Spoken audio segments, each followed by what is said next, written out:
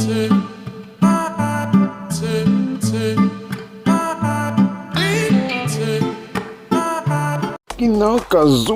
na sa ngayon ang dating president na si Rodrigo Roa Duterte ng kampo ni President Bongbong Marcos. Narito naman sa ngayon ang pahayag ni Attorney Panlilio.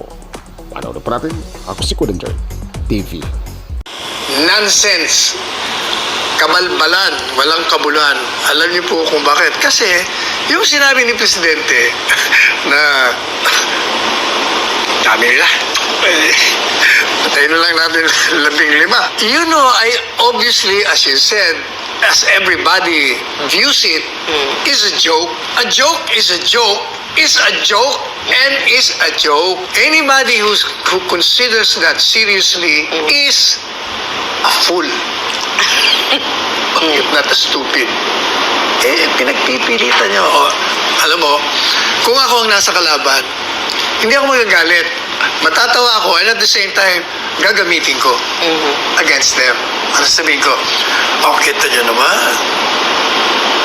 It only shows na kinikilala nila ang pagkabalakas ng lineup natin.